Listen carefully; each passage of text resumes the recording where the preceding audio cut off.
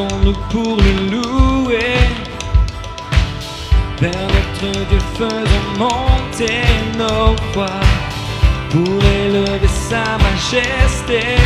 Il est là.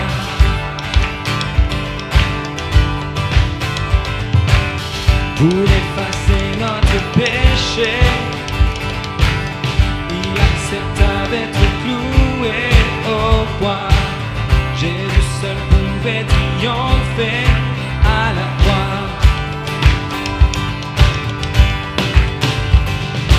Oh, célébrons ses louanges, accueillons sa présence, Dieu est parmi nous.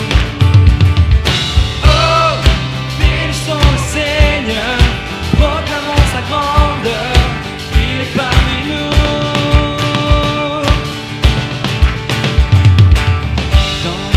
Il s'est révélé, par son esprit il nous guide nos pas, pour nous donner la liberté ici-bas.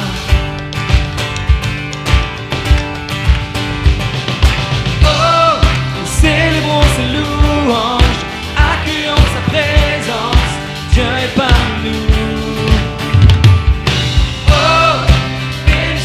Seigneur, proclamons sa grandeur, il est parmi nous. Oh, célébrons ses louanges, accueillons sa présence, Dieu est parmi nous. Oh, bénissons le Seigneur, proclamons sa grandeur, il est parmi nous.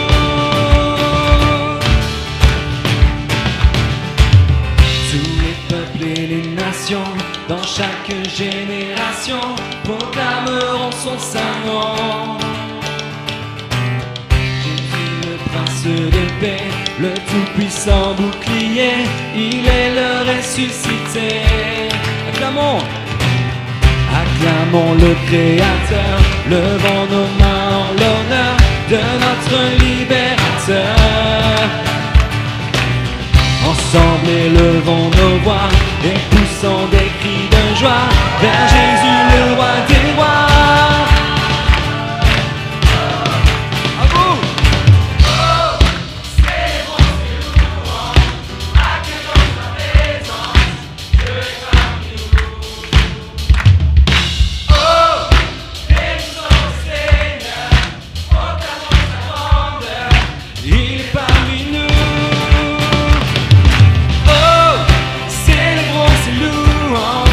Accueillons sa présence, Dieu est parmi nous. Oh, bénissons le Seigneur, proclamons sa grandeur, il est parmi nous.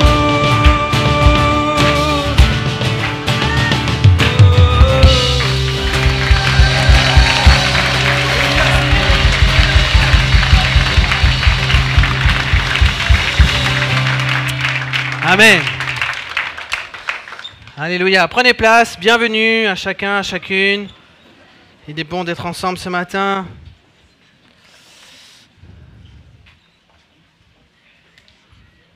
Je décale un tout petit peu. Juste.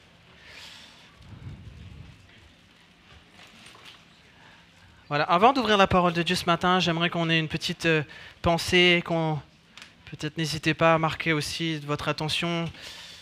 La famille Goffin, vous avez peut-être appris si vous avez reçu le mail que la famille est endeuillée suite au départ de Eliane Goffin. Eliane Goffin était l'épouse du pasteur Marcel Goffin, que vous ne connaissez peut-être pas, mais qui a marqué cette église de son empreinte puisqu'il a été pasteur de Valenciennes pendant de nombreuses années. Et Eliane, son épouse, a servi avec lui au milieu de nous, de vous. Et elle est partie avec le Seigneur à l'âge de 96-97 ans. C'est un bel âge pour elle et c'est pour elle maintenant le moment de vivre le reste de l'éternité avec celui qu'elle a servi toute sa vie. Mais il faut penser à la famille, aux enfants, aux petits-enfants. C'est la grand-mère d'Emeric, d'Aurélien. Il y a la famille de Karl aussi qui sont partis là-bas. Donc pensons vraiment à cette famille. Les obsèques ont eu lieu hier. Pensons au frère Marcel, du coup, qui est seul maintenant, sans son épouse. Que le Seigneur le fortifie, le bénisse. Amen. On va prier pour ça. Michael, tu veux bien, s'il te plaît, prier pour toute cette famille? Merci. Seigneur, c'est vrai que c'est toi le Dieu consolateur, Seigneur. C'est toi qui es au-dessus de toute chose, Seigneur. C'est toi, c'est ce Dieu d'amour, Seigneur. Et c'est à toi que je m'adresse ce matin, Seigneur. Tu vois cette famille, Seigneur, qui est endeuillée, Seigneur. Vraiment les entourer de tes bras d'amour. Leur montrer que tu es toujours là à chaque instant, à chaque moment, Seigneur. Que tu es notre appui et notre refuge dans ces circonstances, Seigneur. Je te prie particulièrement pour le mari, ce pasteur, Seigneur, qui a été ici à la création de cette église, Seigneur. C'est vraiment lui montrer, Seigneur, que tu es toujours là à côté de lui, que tu puisses le réconforter. Oui, Jésus. On peut peut-être envoyer un message, l'appeler, mais toi, Seigneur, tu peux tout faire, Seigneur. Tu peux l'entourer de tes bras d'amour, Seigneur, comme tu l'as toujours fait, Seigneur. Alors, Seigneur, bénis cette famille, Seigneur. Amen. Dans ta grandeur et ta puissance, Seigneur. Et je te remets toute cette famille entre tes mains, Seigneur. Puisses-tu les toucher dans ces moments difficiles, Seigneur. Puisses-tu Au nom de Jésus. Seigneur. Et puisses-tu parler aussi à certains cœurs de cette famille qui n'ont pas encore peut-être donné leur vie à toi, Seigneur. Alors, Seigneur, touche-les, s'il te plaît, Seigneur. Louange et gloire à toi, Seigneur. Amen. Alors, on va continuer notre série sur l'étude du livre d'Esdras. Si vous n'étiez pas là la semaine dernière, je vous encourage vivement à écouter ce message, le message que j'ai apporté sur qui se lèvera pour bâtir. C'était sur la base du chapitre 1er et chapitre 2. Ce matin, on va aller dans le chapitre 3, lire plusieurs versets de ce chapitre. Et je vais commencer par le verset 1er. Donc, ouvrez votre Bible si vous avez votre Bible avec vous dans le livre d'Esdras. Puisqu'il dit au verset 1er, et je vais juste lire ce premier verset en introduction. Le 7e mois arriva, et les enfants d'Israël étaient dans leur ville. Alors le peuple s'assembla comme un seul homme à Jérusalem. J'ai voulu m'arrêter sur ce premier verset, et ça sera mon introduction, pour parler de cette notion d'un seul homme. Alors il s'est passé 7 mois depuis que l'édit du roi a été promulgué, et donc autorisant le peuple à repartir à Jérusalem pour reconstruire son temple. Et ça y est, maintenant c'est le temps de lancer les travaux. Et donc ce terme, comme un seul homme, m'a arrêté. Ce n'est pas le cœur de mon message, de ma pensée, je suis que 3 lignes sur mon texte de ma prédication, mais je veux m'arrêter sur ça ce matin parce que ce terme me touche. Parce qu'il démontre une volonté unanime, un même état d'esprit, indispensable, qui était indispensable pour lancer un tel chantier de reconstruction. Un peuple divisé n'aurait pas pu reconstruire son temple et ses murailles. L'harmonie et la cohésion sont sans doute obligatoires pour voir ce nouvel édifice sortir de terre. Il fallait se mettre d'accord, s'ordonner, se répartir les rôles, se respecter pour ce travail. Pas d'autre choix.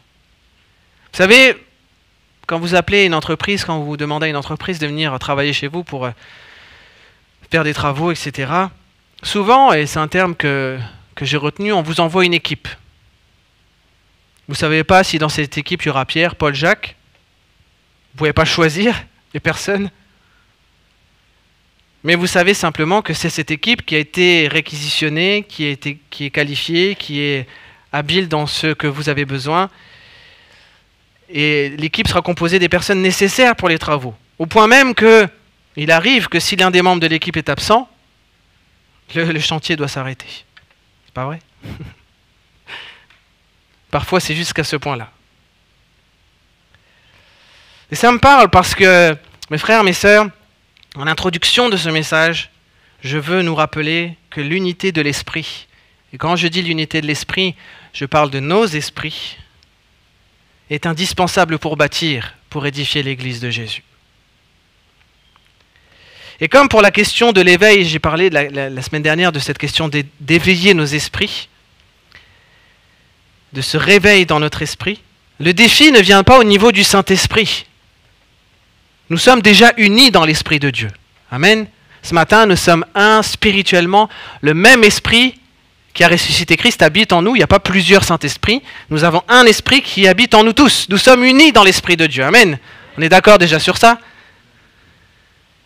Mais être unis d'esprit, c'est-à-dire unis de notre esprit, de nos esprits mutuels, Autrement dit, être un seul homme découle de nous. Parfois nous disons souvent qu'on veut voir des belles choses dans l'église, dans nos églises, on veut voir des manifestations, on veut voir le Seigneur, on attise, on dit Seigneur, fais quelque chose pour notre église. Eh bien, j'ai envie de nous dire ce matin que cela dépend en partie de nous. Tous. Car si les membres d'une église ne vont pas tous dans le même sens, c'est l'ensemble de l'église qui ralentit. Je ne dis pas qu'elle est arrêtée, je vais essayer d'être le plus équilibré possible. Ça peut paraître injuste, mais il suffit parfois d'un seul homme, d'une seule femme, d'une seule phrase, d'une mentalité d'esprit, d'un seul geste, pour freiner toute une dynamique. Parce que l'unité d'esprit, dans l'esprit, n'est plus présente, n'est plus absolue. Paul va dire aux Corinthiens, « Je vous exhorte, frères, par le nom de notre Seigneur Jésus-Christ, à tenir tous un même langage. » Le langage, c'est l'expression de l'esprit, notre esprit intérieur. Et à ne point avoir de division parmi vous, mais à être parfaitement unis dans un même esprit, dans un même sentiment. Parce que les enjeux sont importants. Mes amis, cherchons ce qui nous unit. Laissant de côté ce qui peut séparer le corps de Christ. Si je cherche l'édification de mon Église, je dois chercher ce qui nous rassemble, ce qui nous est commun, et non ce qui nous oppose. Quelle perte de temps. Rappelons-nous, je me suis fait cette réflexion, pourquoi les hommes de Babel ne purent terminer de construire leur tour? Parce qu'ils ne parlaient plus la même langue. Il n'y a pas eu de dispute, Dieu n'a pas envoyé le feu du ciel, ils se sont juste mis à parler des langues différentes. Ils n'étaient plus dans ce même langage. Il n'était plus possible de se mettre d'accord. C'est pas grand-chose. Et ça a suffi pour qu'ils doivent arrêter cette construction. Un autre exemple beaucoup plus positif, c'est quand ils étaient tous ensemble, unis d'un même esprit, d'un même sentiment, dans un même lieu que le Saint-Esprit est venu réveiller la Pentecôte. Ils étaient ensemble, un même sentiment. Ils ne savaient pas ce que c'était que d'être remplis du Saint-Esprit, les disciples dans la chambre haute. Ils ne savaient pas ce que c'était le baptême du Saint-Esprit, ils avaient entendu Jésus. Mais ils étaient unanimes d'un même cœur, d'une même pensée. Et c'est à cette condition que le Saint-Esprit est tombé sur eux. J'ai dit la semaine dernière que sans un éveil de mon esprit, il ne peut y avoir un réveil par le Saint-Esprit.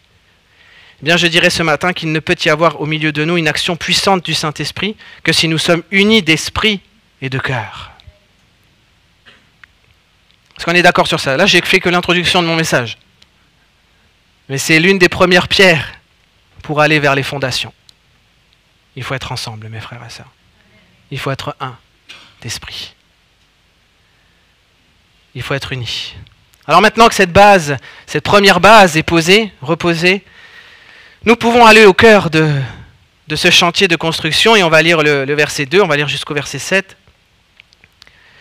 Josué, fils de Jotsadak, avec ses frères les sacrificateurs, et Zorobabel, fils de Shealtiel, avec ses frères, se levèrent et bâtirent l'autel de Dieu d'Israël pour y offrir des holocaustes selon ce qui est écrit dans la loi de Moïse, homme de Dieu. Ils rétablirent l'autel sur ses fondements, quoiqu'ils eussent à craindre les peuples du pays, et ils y offrirent des holocaustes à l'Éternel, les holocaustes du matin et du soir. Ils célébrèrent la fête des tabernacles, comme il est écrit, et ils offrirent jour après jour, jour par jour, des holocaustes selon le nombre ordonné pour chaque jour. Après cela, ils offrirent l'holocauste perpétuel, les holocaustes des nouvelles lunes et de toutes les solennités consacrées à l'Éternel, et ceux de quiconque faisait des offrandes volontaires à l'Éternel. Dès le premier jour du 7e mois, ils commencèrent à offrir à l'Éternel les holocaustes. C'est important ce détail, dès le premier jour. Cependant, les fondements du temple de l'Éternel n'étaient pas encore posés. Effectivement, l'ordre des choses peut nous surprendre. Alors c'est vrai, 3 éléments vont caractériser ce premier temps de construction et contrairement à notre logique, on ne va pas tout de suite parler des fondations du temple. Mais c'est d'abord l'autel des sacrifices qui va être rétabli, puis les fêtes, la fête du tabernacle va être repositionnée, et puis seulement en 3e phase, les premières pierres des fondations vont être posées. Alors parlons de cet autel, rétablir l'autel maintenant. Il y avait dans le rétablissement de cet autel des sacrifices quelque chose de particulier. Autrement dit, quelque chose qui faisait que ce peuple était un peuple unique. Tu peux avancer dans le PowerPoint. Reconstruire l'autel, c'est le premier élément. Reconstruire l'autel et apporter les offrandes était d'abord le moyen pour le peuple d'annoncer publiquement qui était son Dieu. On l'a dit au verset 3 que malgré leur peur des peuples alentours, ils vont rétablir l'autel. Comme s'ils étaient pressés de faire cela pour annoncer quelque chose. Annoncer clairement leur croyance. Annoncer clairement que leur Dieu ne serait pas le leur. Avec cet autel, le peuple annonce aussi qu'il est une nation à part entière, indépendante, et que l'Éternel est son Dieu. Reconstruire l'autel aussi était ensuite l'occasion unique de rétablir sa communion personnelle. Il y a une dimension publique dans l'autel et il y a une dimension personnelle dans cette reconstruction. Je dis rétablir sa communion personnelle avec Dieu parce que cet autel des sacrifices était utile pour le pardon de ses péchés, pour apporter des offrandes volontaires, personnelles. Vous savez, je rappelle que cela faisait 50 ans que le peuple n'avait pas apporté d'offrande au Seigneur. 50 ans qu'il ne pouvait plus vivre la loi de Moïse concernant les sacrifices. Certains ne savaient même pas comment faire, puisqu'ils étaient nés en captivité. Certains n'avaient pour modèle de prière, d'adoration que celui d'un peuple exilé qui devait se cacher, qui ne pouvait le faire publiquement. Pensons à Daniel. Quand il priait, il ouvrait les fenêtres de sa chambre et en direction de Jérusalem. C'était son seul moyen de se connecter avec ses promesses, avec sa loi, avec ses ancêtres, entre guillemets. Pas de prière aux ancêtres, mais avec la loi des ancêtres.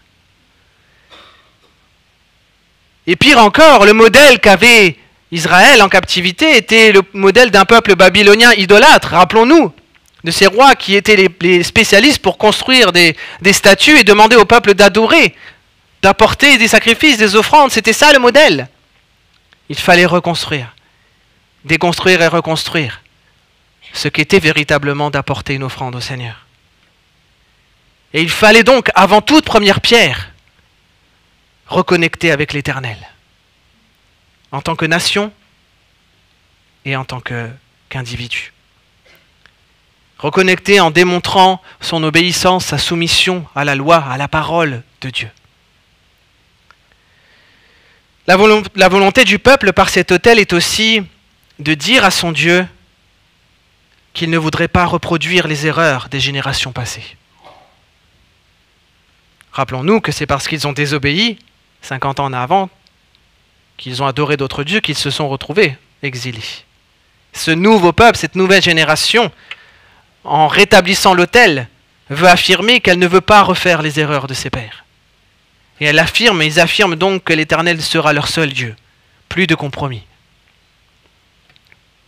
Ils ne reconstruiront pas, et ça c'est important. Est-ce que ça s'affiche sur pas les autres? Voilà, tu peux avancer un petit peu. Ils ne reconstruiront pas sur la base d'une désobéissance passée. Écoutez-moi bien. Mais sur la base d'une reconsécration présente à Dieu. C'est important ça. Vous êtes avec moi? Le passé, c'est le passé. Le présent, c'est le présent. Et d'ailleurs, le hasard du calendrier, puisqu'il est question de ce 7e mois-là, fait référence à cette période où on initiait, où on commençait la fête des tabernacles. Et c'est pour ça qu'ils vont, sans tarder, replacer cette fête des tabernacles, parce qu'elle tombait pile poil, si je puis dire, à la période à laquelle elle était célébrée. Pendant 7 jours, ils apporteront au Seigneur des sacrifices. Des prémices, des sacrifices volontaires, ils vivraient sous des tentes. C'était leur moyen aussi pour eux de lier cela à l'autel des sacrifices. On va en reparler des fêtes un tout petit peu après, mais je veux nous dire, mes frères et mes sœurs, chers amis, Église, qu'avant de poser les pierres de nos rêves, de nos idées, de nos services, de l'année même qui commence, assurons-nous ce matin que l'autel des sacrifices soit bien en ordre et opérationnel dans nos vies. J'ai dit la semaine dernière qu'avant de chercher des bâtisseurs, Dieu cherchait un peuple qui s'identifiait comme étant son peuple, qui se reconnaissait comme étant le peuple appelé, mis à part de Dieu. Je veux dire aujourd'hui qu'avant de chercher des ouvriers, Dieu attend de nous un cœur qui sait s'humilier, qui va s'humilier, qui sait reconnaître ses péchés, qui va les abandonner et qui cherche par-dessus tout à ne plus reproduire les erreurs du passé, mais à bâtir sur la base d'une relation authentique, restaurée, une relation sincère entre un homme, une femme et son Dieu. Voilà la nouvelle base. L'autel des holocaustes, mes frères, mes sœurs, des sacrifices renvoie à la dimension personnelle de ma relation avec Dieu. Et ce que je veux dire aussi par ce point est que rien ne nous oblige à bâtir sur les erreurs de nos parents, de nos pères spirituels. Même dans l'Église, même ailleurs, peu importe. De ceux qui ont été des modèles et qui finalement ne l'ont été qu'en partie ou parfois ne l'ont pas été. Rien ne nous oblige à bâtir sur leur fondation, sur leur autel. Nous pouvons décider aujourd'hui de consacrer nos vies sur la base de notre parole, sur la base de ta parole de ce matin, sur la base de notre engagement personnel. Ce qui est passé est passé. Peut-être que tu as besoin de dire ce matin, c'est je ne bâtirai pas sur des ruines, mais sur la base d'un cœur dévoué à Christ. Quelqu'un a besoin de dire ça ce matin.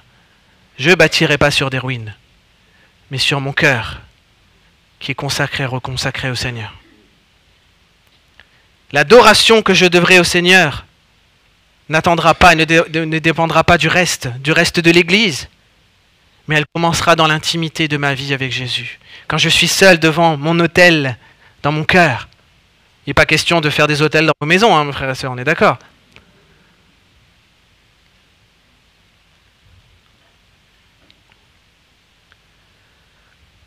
L'adoration que je devrais au Seigneur n'attendra pas.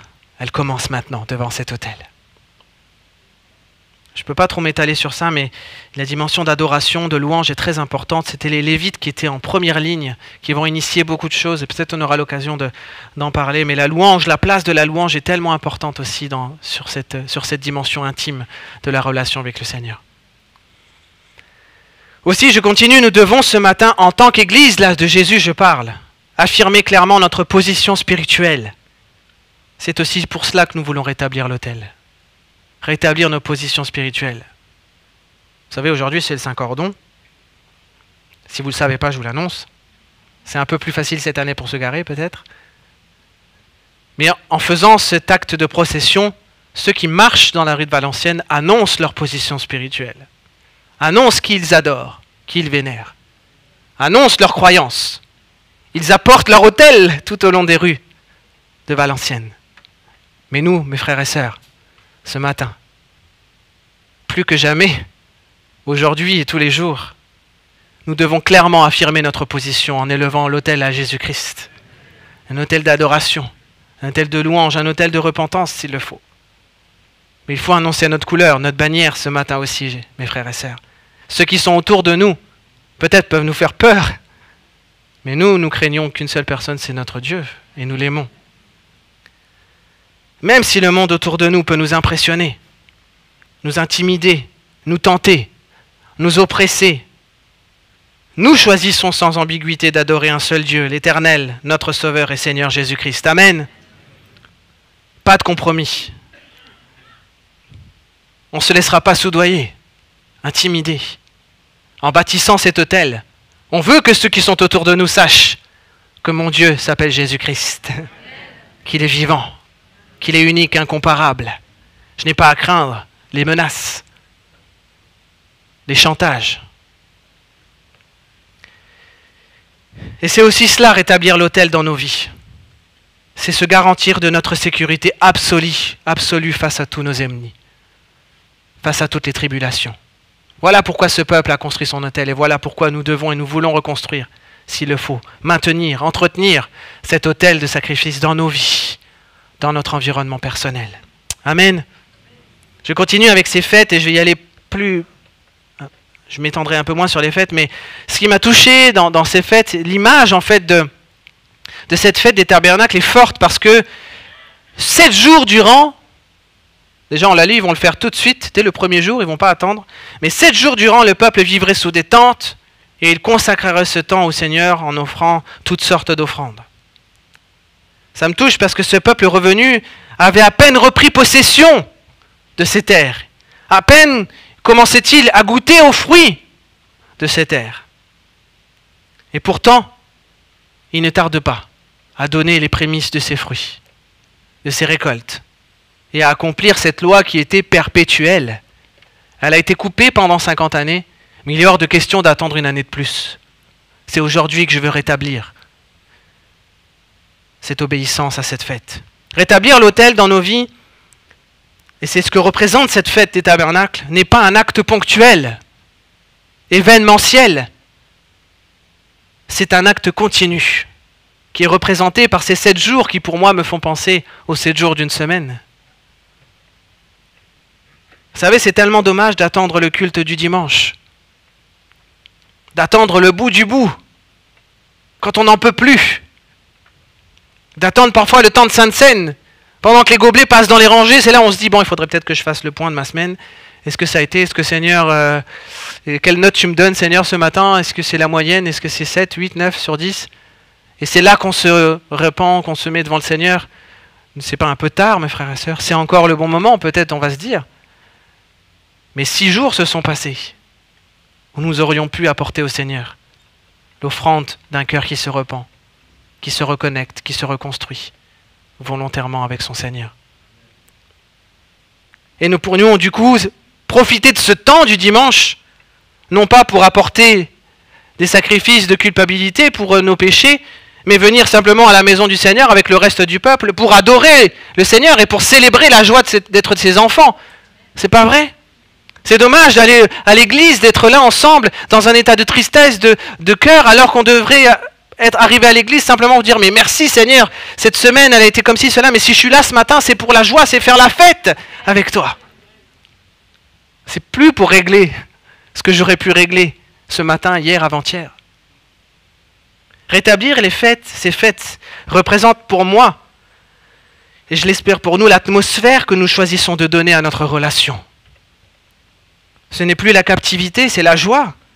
C'est la reconnaissance envers un Dieu qui est si bon envers nous, plutôt qu'une vie mélancolique, religieuse, fastidieuse. On sait tous ce que ça veut dire faire la fête. Chacun à sa manière. Je ne vais pas vous apprendre ce que ça veut dire de faire la fête. Chacun le fait selon ses habitudes. Mais le temple du Seigneur, la maison du Seigneur devrait être synonyme de fête pour nous.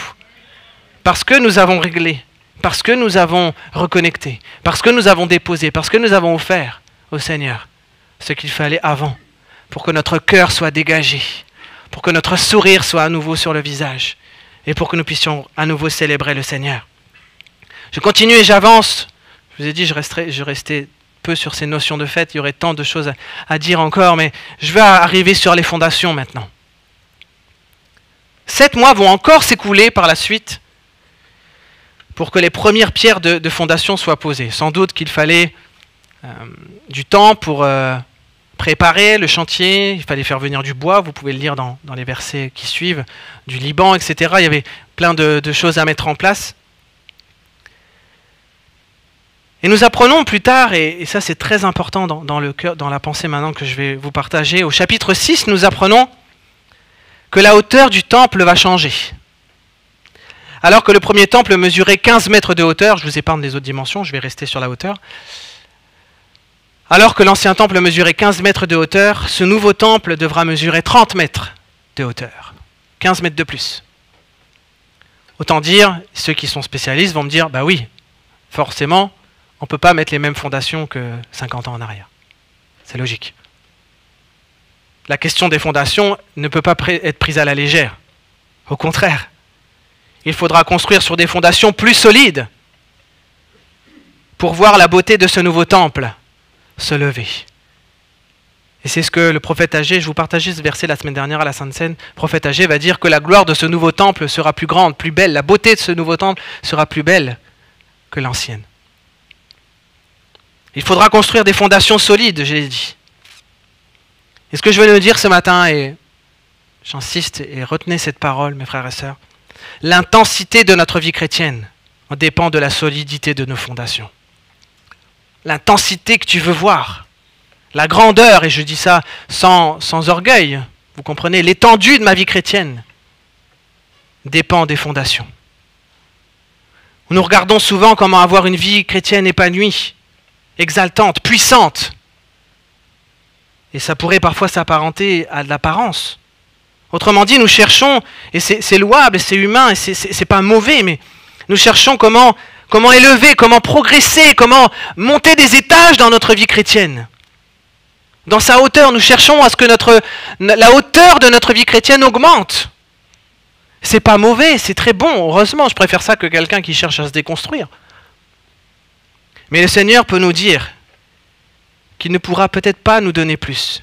Il peut peut-être pas te donner ce que tu attends, ce que tu cherches, parce que nos fondations ne sont pas assez solides. Elles ne pourront pas apporter un tel édifice, un tel ministère, une telle vocation. On entend parfois des témoignages, on se dit, ou des personnes, des ministères, et humainement, on ne le dit pas, mais on s'identifie un petit peu. On se dit, oh là là, qu'est-ce que j'aimerais pouvoir prêcher, pouvoir parler, pouvoir avoir un tel témoignage, pouvoir aller dans la rue pour guérir les malades comme il fait cette personne. Attention mes frères et sœurs, cette personne a eu un parcours, elle n'est pas descendue un matin pour aller prêcher dans les rues et imposer les mains aux malades. Il y a eu un parcours, et dans ce parcours, je veux croire qu'il y a eu des fondations qui ont été posées pour que des tels ministères aussi puissants puissent avoir un impact et nous bénir. Parce que le danger est que nous risquons l'effondrement de notre foi.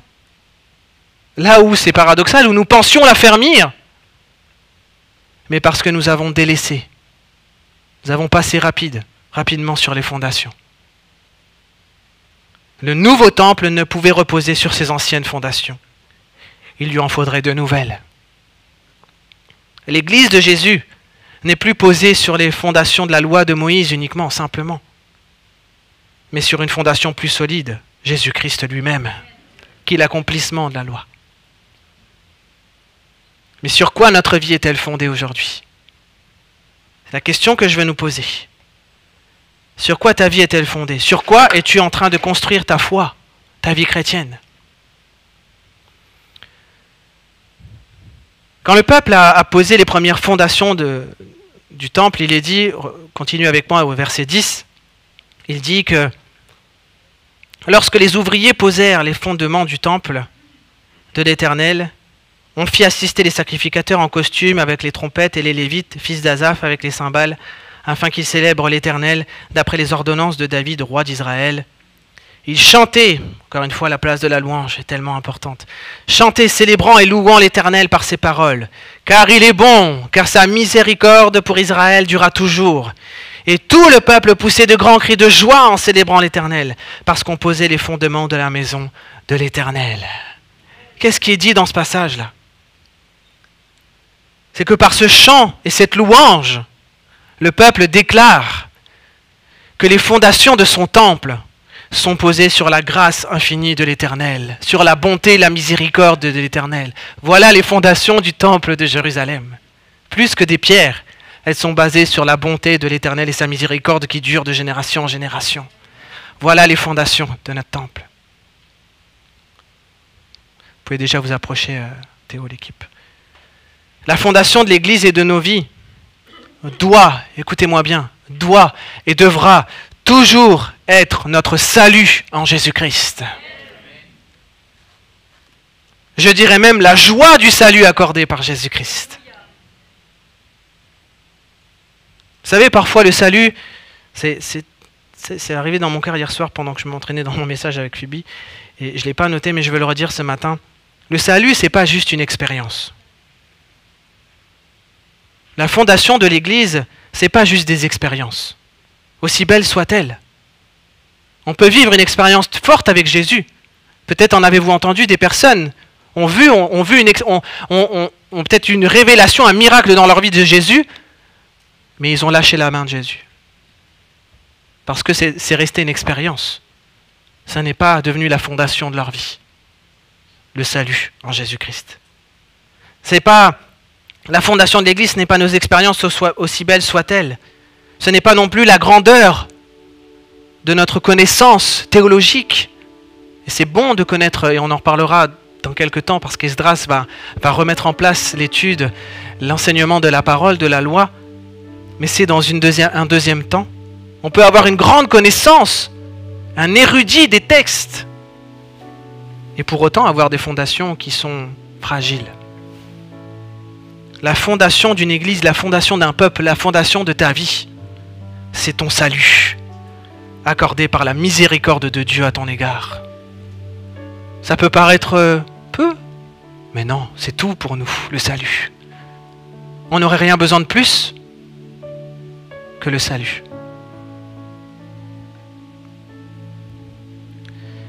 Le prophète Ésaïe va dire, au chapitre 28, verset 16, je lis dans la version Parole de vie, « C'est pourquoi voici la parole du Seigneur Dieu, je pose à Sion une pierre de fondation très dure, une pierre principale, solidement fixée. Celui qui s'appuie sur elle ne tombera pas. Celui qui s'appuie sur elle pourra élever les étages de sa maison, de son temple, parce que la fondation est solide. Parce que la fondation, c'est Jésus. C'est mon salut en Jésus. » Et la question suivante peut paraître surprenante, mais qu'en est-il de ton salut aujourd'hui? Que reste-t-il de ton salut comme fondation de ta vie?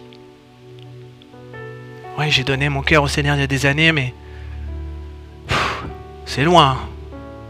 C'est loin mon témoignage, c'est loin le jour de mon baptême, c'est loin aujourd'hui. Il y a peut-être un point d'attention. Peut-être que cette question vous choque, nous choque. Et me dire, mais pasteur, vous n'allez pas me faire douter de mon salut. C'est pas l'objet de mon message ce matin, de vous faire douter du salut.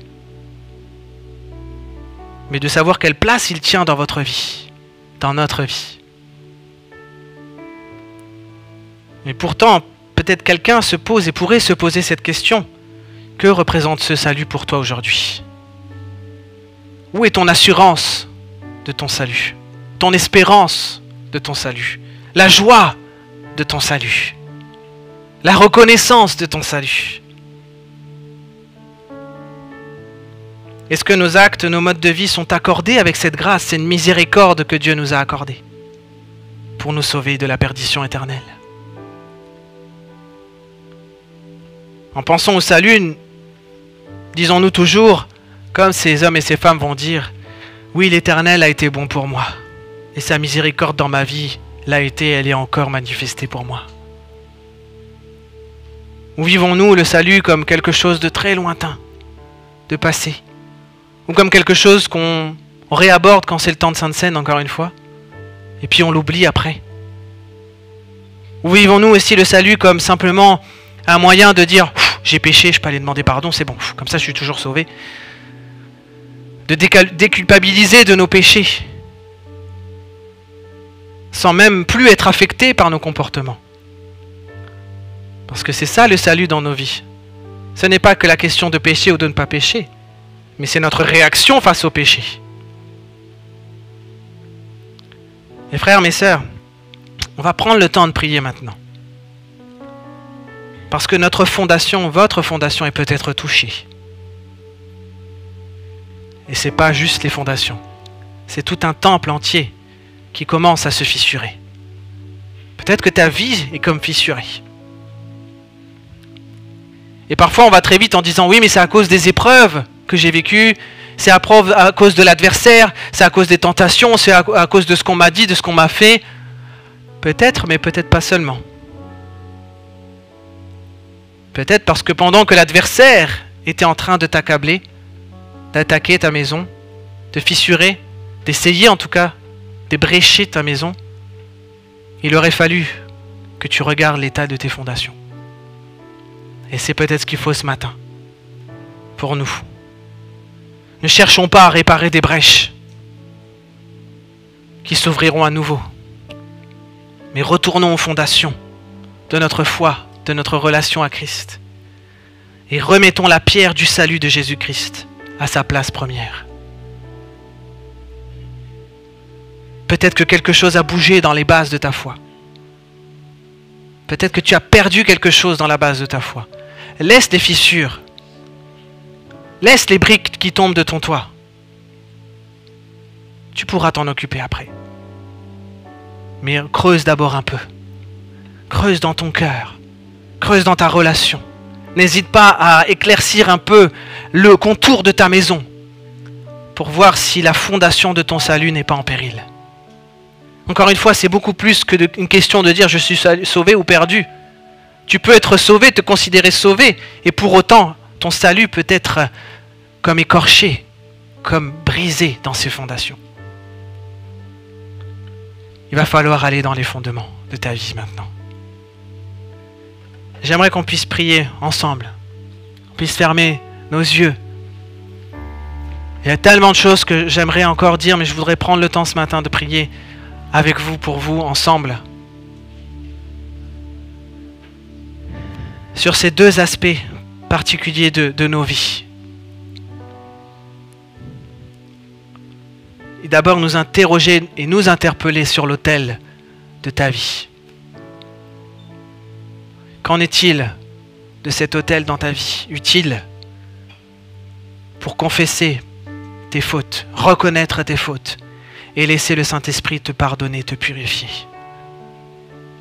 Y aurait-il besoin ce matin que je rétablisse l'autel de ma louange, un autel d'offrande volontaire, alors qu'autour de moi, autour de ta vie, tu es comme oppressé, attaqué, les adversaires, les peuples, la mentalité autour de toi est comme un étau qui se resserre, t'encourageant à aller vers eux. Mais ce matin, ta sécurité se trouve auprès de l'autel de Jésus-Christ, l'autel des sacrifices. Tu dois le rebâtir, tu dois le reconstruire, tu dois venir apporter à nouveau ton offrande, tu dois venir apporter à nouveau la culpabilité de ton cœur, la repentance de ton péché. Tu dois revenir au pied de cet autel pour apporter ta louange au pied du Seigneur. C'est ta sécurité. C'est là où se trouve le bonheur de ta relation. Tu as besoin ce matin de restaurer ta relation intime avec le Seigneur. Tu as besoin de redéclarer dans le monde dans lequel tu vis que tu appartiens à Jésus-Christ, que tu n'es plus de ce monde, que le péché n'a plus cette emprise dans ta vie. Tu dois reconstruire cet autel maintenant.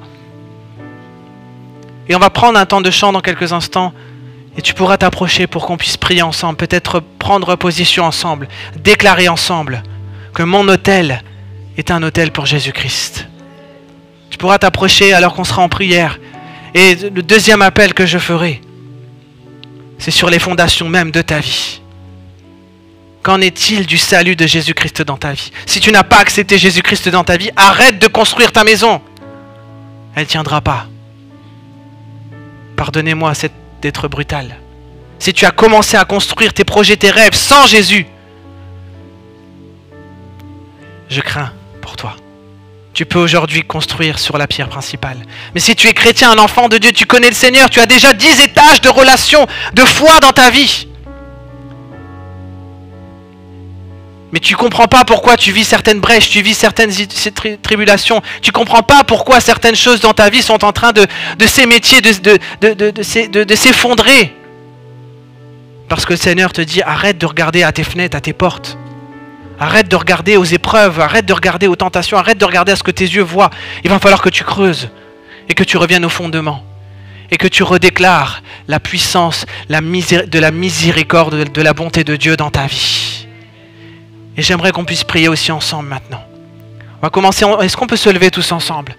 Et spontanément, vous le savez, on n'est pas là pour savoir qui se lève, qui ne se lève pas. Et ce matin, le Seigneur te convoque devant lui. Il t'appelle pour que tu puisses rétablir cet autel dans ta vie.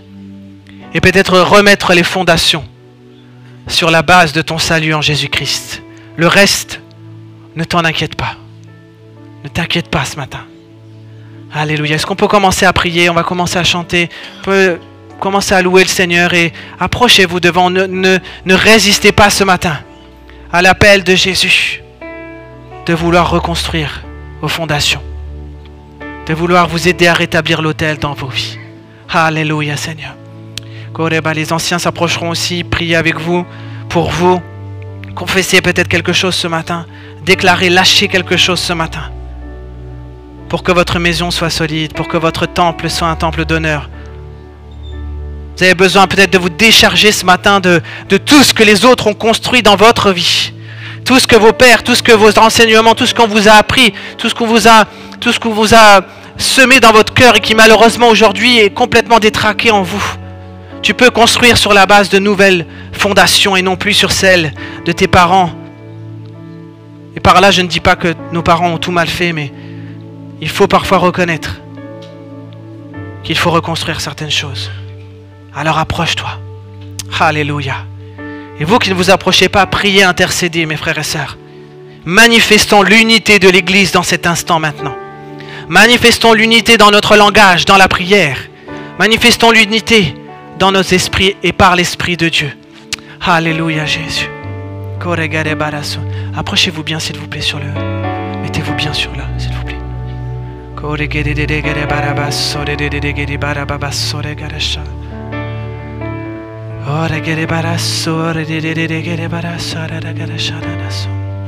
Oh, quelle paix dans ce moment, dans le calme de ta présence, quand le bruit faiblit et tu parles à mon âme, tu as toute mon attention, fais-moi entendre ta voix, je ne veux rien manquer, Seigneur, mon cœur désire plus de toi, mon cœur recherche ta face, alors je cède à toi. Et tout en moi est ému par ton amour, captivé par qui tu es, conduis-moi à te connaître plus encore. Je veux m'approcher de toi, laisser mes peurs derrière moi. Seigneur, viens toucher ma vie à nouveau.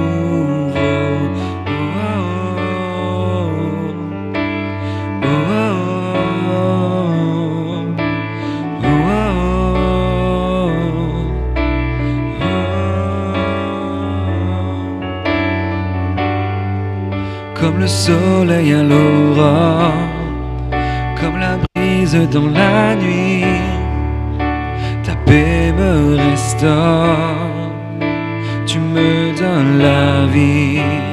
Il n'y a aucune hésitation en ton amour, ton affection, rien n'est comparable. Seigneur, mon cœur désire plus de toi, mon cœur recherche ta face, alors je cède à toi. Seigneur, mon cœur désire plus de toi, mon cœur recherche ta face, alors je cède à toi. Et tout en moi est ému par ton amour, captivé par qui tu es, conduis-moi à te connaître plus encore. Je veux m'approcher de toi, laisser mes peurs derrière moi. Seigneur, viens toucher ma vie à nouveau.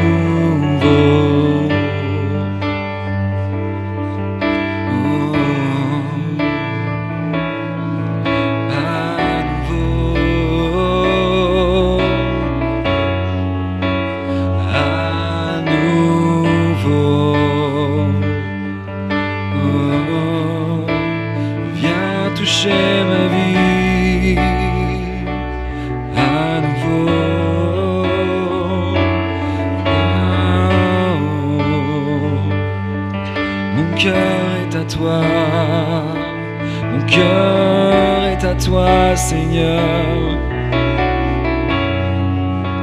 À toi j'ouvre mon cœur, Seigneur. À toi j'ouvre mon cœur à jamais. Donc fais ce que toi seul sais faire. Oh, Jésus, viens régner dans ma vie. À toi j'ouvre mon cœur, Seigneur. Oh, à toi j'ouvre mon cœur à jamais. Donc fais ce que toi seul sais faire.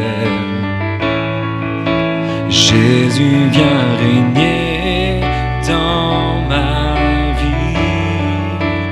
Oh, oh, oh, viens Seigneur.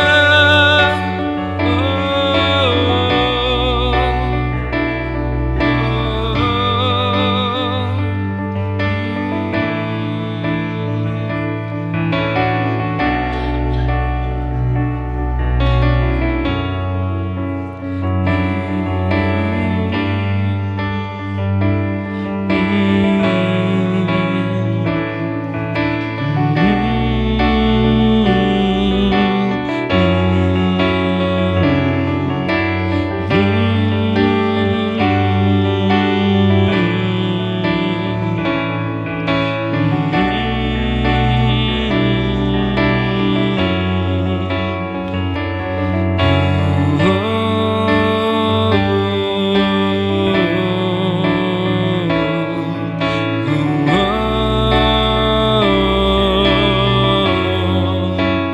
viens toucher ma vie à nouveau.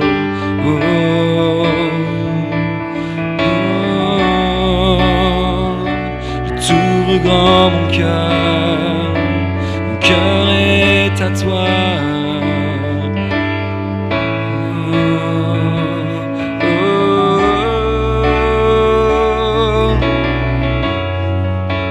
Tout en moi est ému par ton amour, captivé par qui tu es. Conduis-moi à te connaître plus encore. Je veux m'approcher de toi, laisser mes peurs derrière moi. Seigneur, viens toucher ma vie.